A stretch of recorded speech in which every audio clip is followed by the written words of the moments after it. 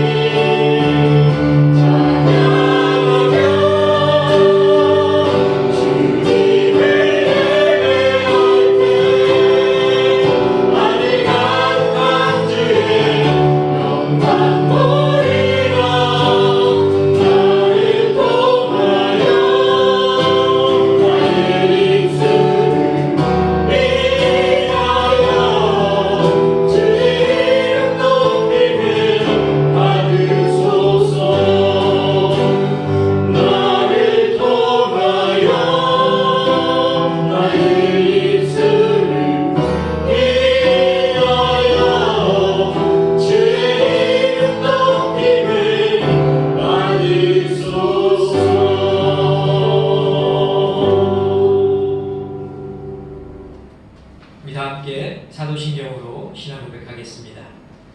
나는 전능하신 아버지 하나님 천지의 창조주를 믿습니다. 나는 그의 유일하신 아들 우리 주 예수 그리스도를 믿습니다. 그는 성령으로 잉태되어 동정녀 마리아에게서 나시고 본디오 빌라도에게 고난을 받아 십자가에 못 박혀 죽으시고 장사된 지 사흘 만에 죽은 자 가운데서 다시 살아나셨으며 하늘에 오르시어 전능하신 아버지 하나님 우편에 앉아 계시다가 거기로부터 살아있는 자와 죽은 자를 심판하러 오십니다.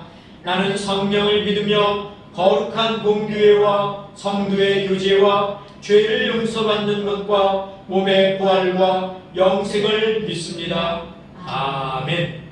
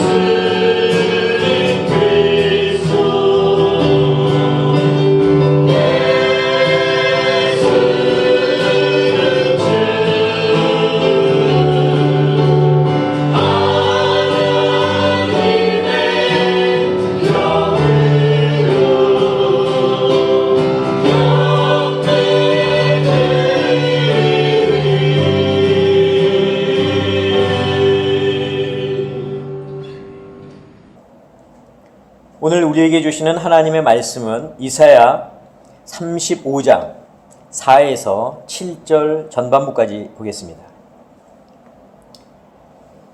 겁내는 자들에게 이르기를 굳세어라, 두려워하지 말라. 보라, 너희 하나님이 오사 보복하시며 갚아주실 것이라.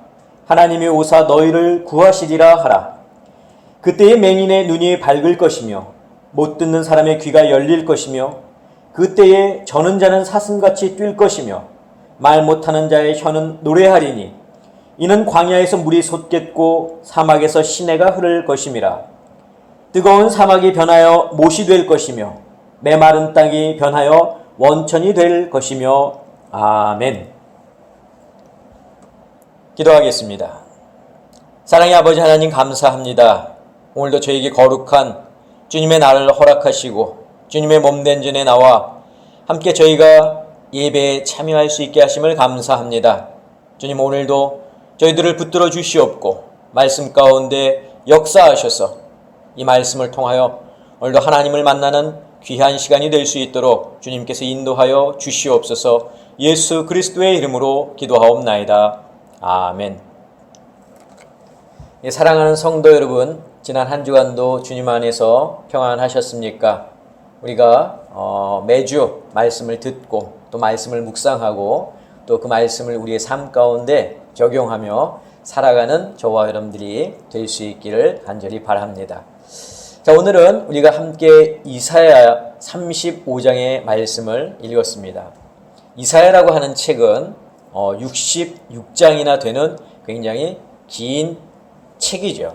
자, 그래서 이 긴 책을 우리가 이렇게 처음부터 끝까지 특히 또 이사야를 읽다 보면은 난해하고 또 지루한 감이 없지 않은 그런 책이지만 우선 우리가 이 책을 좀 간단하게 좀 살펴볼 필요가 있습니다. 그래서 이 이사야라고 하는 책은 크게 우리가 두 부분으로 나눌 수 있는데 1장부터 35장 그리고 36장부터 마지막 66장까지 우리가 이렇게 두 부분으로 나누어 볼 수 있습니다.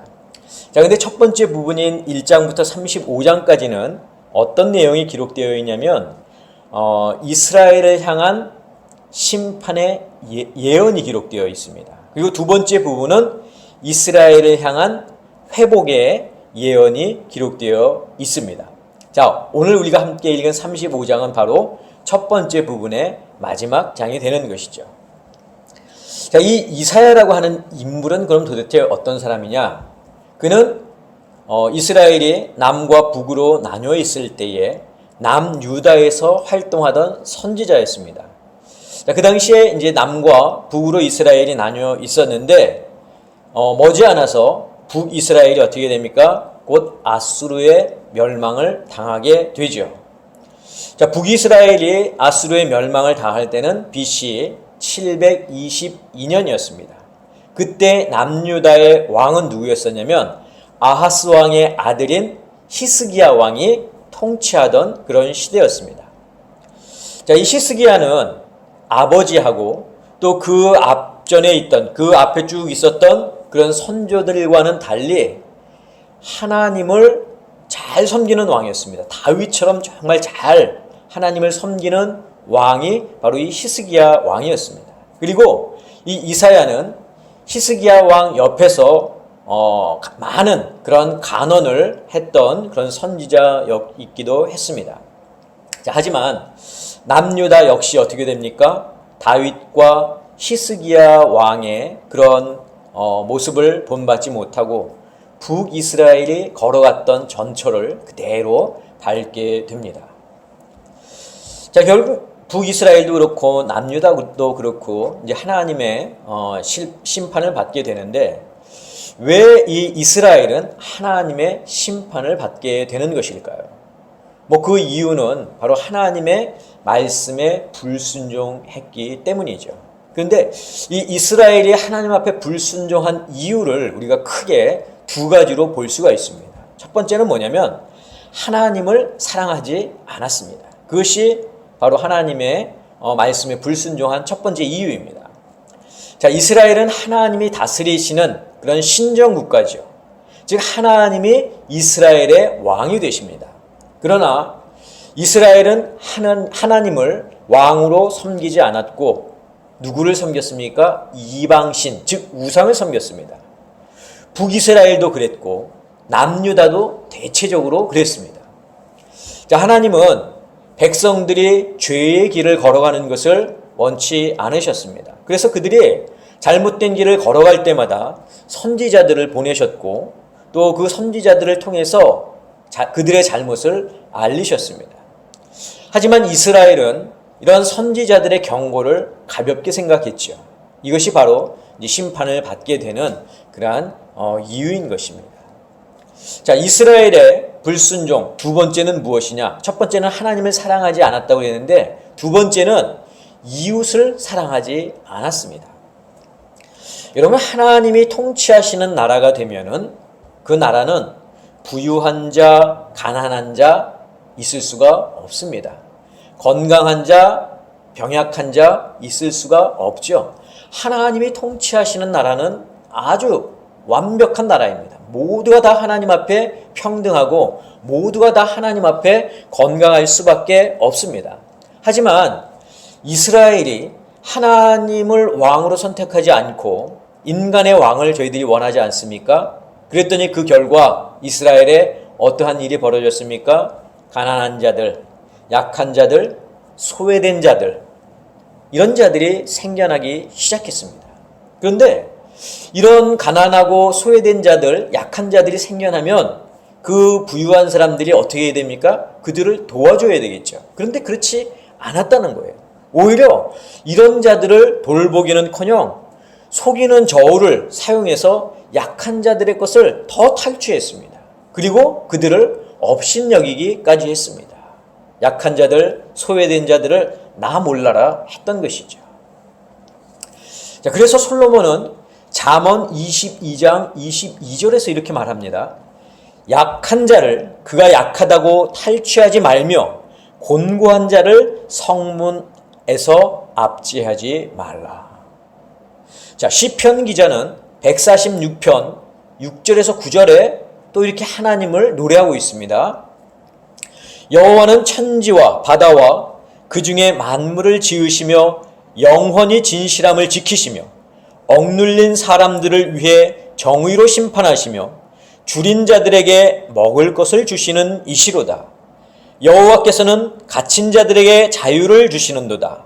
여호와께서 맹인들의 눈을 여시며 여호와께서 비군한 자들을 일으키시며 여호와께서 의인들을 사랑하시며 여호와께서 나그네들을 보호하시며 고아와 과부를 붙드시고 악인들의 길은 굽게 하시는도다. 바로 하나님은 그런 가난한 자들, 약한 자들, 소외된 자들, 홀로 된 자들, 이들의 친구가 되셨고 그들을 지키시고 그들과 함께 하신다는 거죠. 자, 신약에서 보면은 야고보도 이 야고보서 2장에서 이렇게 말합니다. 만일 너희 회당에 금가락지를 끼고 아름다운 옷을 입은 사람이 들어오고 또 남루한 옷을 입은 가난한 사람이 들어올 때에 너희가 아름다운 옷을 입은 자를 눈여겨보고 말하되 여기 좋은 자리에 앉으소서 하고 또 가난한 자에게 말하되 너는 거기 서 있든지 내 발등상 아래에 앉으라 하면 너희끼리 서로 차별하며 악한 생각으로 판단하는 자가 되는 것이 아니냐. 너희가 만일 성경에 기록된 대로 내 이웃 사랑하기를 내 몸과 같이 하라 하신 최고의 법을 지키면 잘하는 것이거니와 만일 너희가 사람을 차별하여 대하면 죄를 짓는 것이니. 자, 사람을 차별하는 것에 대해서 야고보는 그것이 죄라고 말하고 있습니다. 그런데 이스라엘 백성들이 어떻게 했습니까? 그렇게 한 거죠. 자, 바로 이런 두 가지 이유 때문에 하나님은 이스라엘을 향해서 회초리를 드셨습니다. 하나님 사랑과 이웃 사랑은 이미 하나님께서 그들의 선조에게 십계명을 통해서 알려주신 바가 있습니다. 자, 예수님도 크고 첫째 되는 계명이 하나님을 사랑하는 것이고 또 그 이웃을, 내 이웃을 내 몸처럼 사랑하는 것이다 말씀을 하셨습니다. 그런데 이스라엘은 이 말씀을 따르지 않았습니다. 자, 그들은 자신이 하나님의 백성임을 강조하면서도 실제 자신의 그 삶 속에서는 하나님의 백성으로 살지 못했다는 거죠. 하나님을 사랑하지도 못했고 또 자신의 이웃을 사랑하지도 못했던 것입니다. 결국 이런 하나님의 말씀에 대한 불순종 때문에 하나님께서 어떻게 하십니까? 주위의 강대국을 들어서 심판의 도구로 사용하시는 겁니다.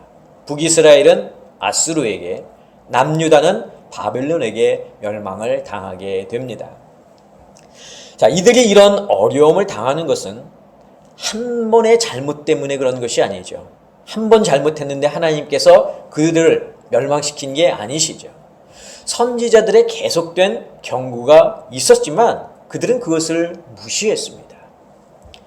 자, 이스라엘은 이사야의 예언처럼 강대국의 포로가 되어서 자유가 구속된 그러한 삶을 살게 될 것입니다.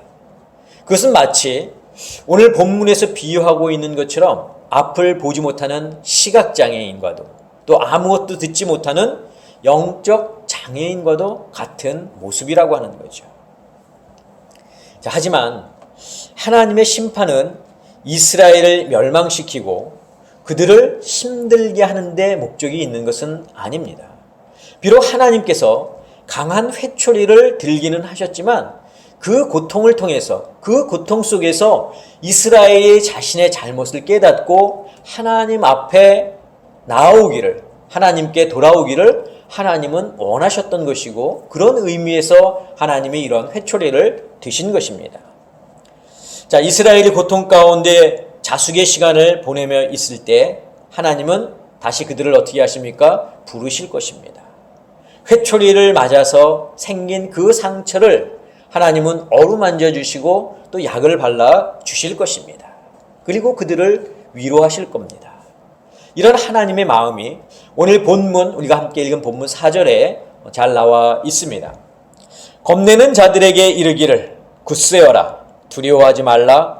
보라, 너희 하나님이 오사 보복하시며 갚아 주실 것이라. 하나님이 오사 너희를 구하시리라 하라. 바로 지금 이사야를 통해서 하나님께서 이런 말씀을 이스라엘 백성들에게 전하라는 것이죠. 그리고 억압 속에 살아왔던 그들에게 하나님은 자유와 회복을 허락해 주십니다. 5절, 7절을 제가 읽겠습니다. 그때의 맹인의 눈이 밝을 것이며 못 듣는 사람의 귀가 열릴 것이며 그때의 자는 사슴같이 뛸 것이며 말 못하는 자의 혀는 노래하리니 이는 광야에서 물이 솟겠고 사막에서 시내가 흐를 것임이라. 뜨거운 사막이 변하여 못이 될 것이며 메마른 땅이 변하여 원천이 될 것이며 이 모든 것이 다시 예전처럼 회복된다는 겁니다. 자, 지금까지 우리가 이 이사야의 전체적인 내용을 아주 간단하게 살펴봤습니다. 자, 그런데 참 놀라운 것은 뭐냐면 이 이사야가 이스라엘을 향한 하나님의 말씀을 예언하지 않았습니까? 그런데 이 이스라엘을 향한 예언의 말씀이 지금 이 시대를 살아가고 있는 우리를 향한 예언의 말씀이 되기도 한다는 겁니다. 이미 수천 년 전에 기록된 그 말씀이 지금 이 시대를 살아가는 우리들에게도 예언의 말씀이 된다는 것 참 놀랍지 않습니까? 하나님의 말씀에 불순종했던 이스라엘이 바벨론의 포로가 되어서 그들은 노예로 살았습니다. 이와 마찬가지로 모든 인류는 아담과 하와의 원죄 때문에 죄의 노예로 살고 있었습니다. 그리고 사람들은 영적으로 시각장애인처럼 또 청각장애인처럼 살아왔습니다. 죄의 노예가 된 거죠.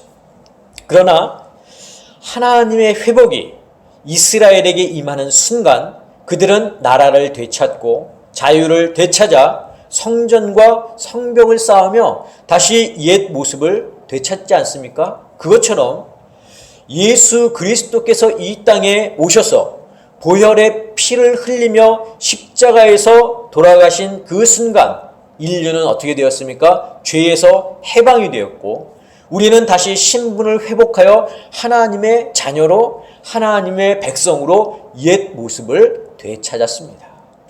자, 말씀처럼 하나님께서 오셔서 보복하시고 갚아주시고 우리를 구해 주신 것입니다.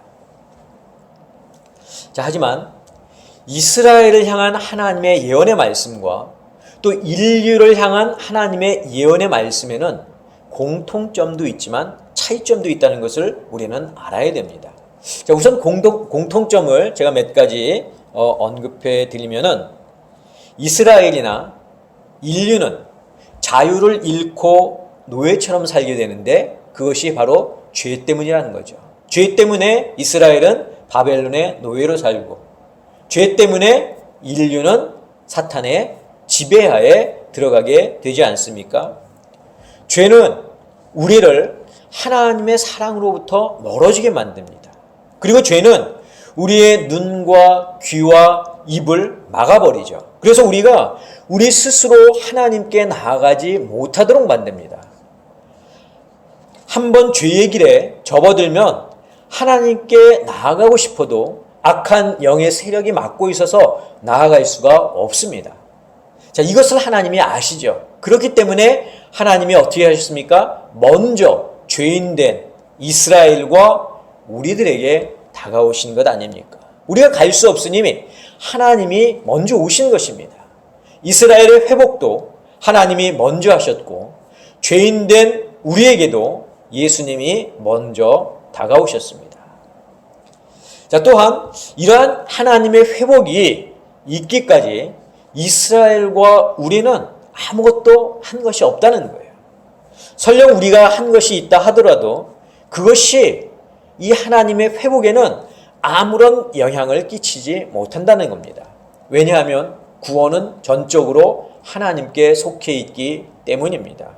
우리의 노력, 우리의 수고, 우리의 행함, 그 어떤 것으로도 우리는 우리 스스로를 죄에서 해방시킬 수가 없습니다. 이것은 전적으로 하나님의 사랑이고 하나님의 은혜로 가능한 것입니다. 자, 이스라엘을 향한 하나님의 예언의 말씀, 그리고 인류를 향한 하나님의 예언의 말씀에는 이처럼 공통점도 있지만 차이점도 있습니다. 자, 차이점을 제가 한 세 가지를 말씀드리려고 하는데, 자, 첫 번째 차이점은 뭐냐? 하나는 육적인 자유지만 다른 하나는 영적인 자유라는 거예요. 즉 이스라엘 백성은 육적인 자유를 얻지만 우리들은 영적인 자유를 얻었다는 겁니다. 자, 이스라엘은 하나님의 회복 사건을 통해서 육적인 그런 자유를 회복하죠. 그래서 그들이 자유를 찾아 옛 고향인 그 예루살렘으로 저희들이 돌아갑니다.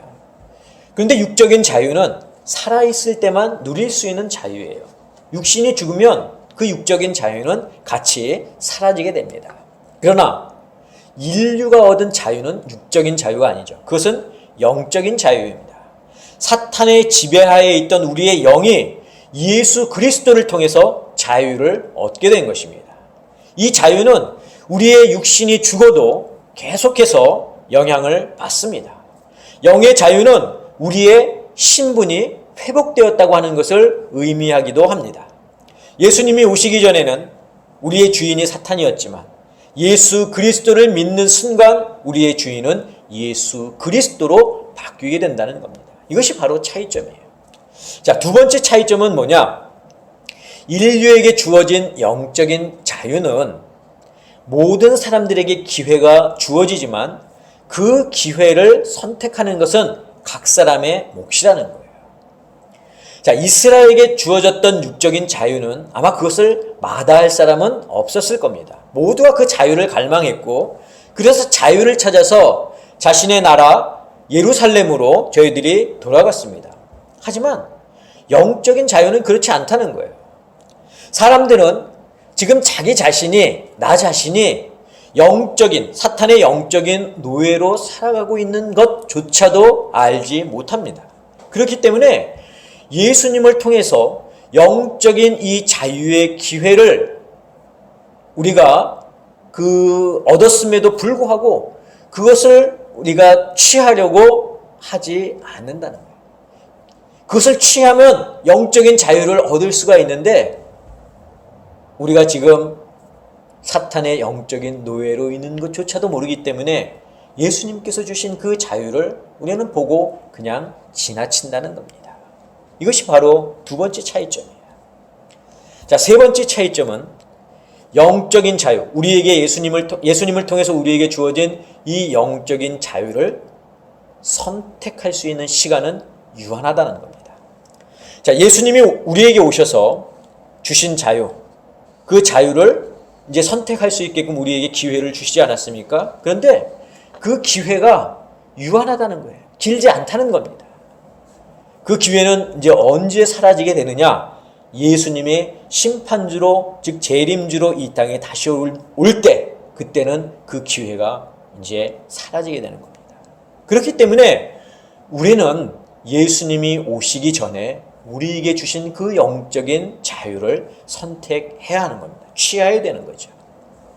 사랑하는 성도 여러분, 예수님의 십자가의 사건을 통해 자유의 기회가 모든 사람에게 주어졌고 그것을 선택할 수 있는 기회가 각 사람에게 주어졌다고 하는 사실을 아는 사람들이 많지가 않아요.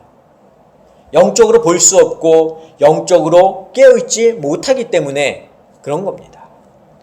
하지만 우리는 어떻습니까? 우리는 이 사실을 알고 있지 않습니까? 우리는 이미 영적인 자유를 취한 사람들입니다. 그렇기 때문에 지금 이 시간에 나와서 하나님 앞에 예배를 드리는 것 아닙니까? 하지만 아직도 이 세상에는 그 어둠의 세력 가운데 그들의 종으로 살아가고 있는 사람들이 많이 있습니다. 하나님은 지금도 그들이 당신의 품으로 돌아오기를 원하고 계셔요.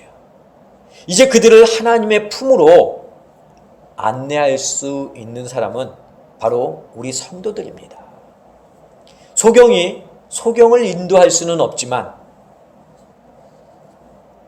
우리는 더 이상 영적인 소경이 아니기 때문에 그들을 인도할 수 있는 겁니다. 예수님이 그것을 원하시고 계시죠.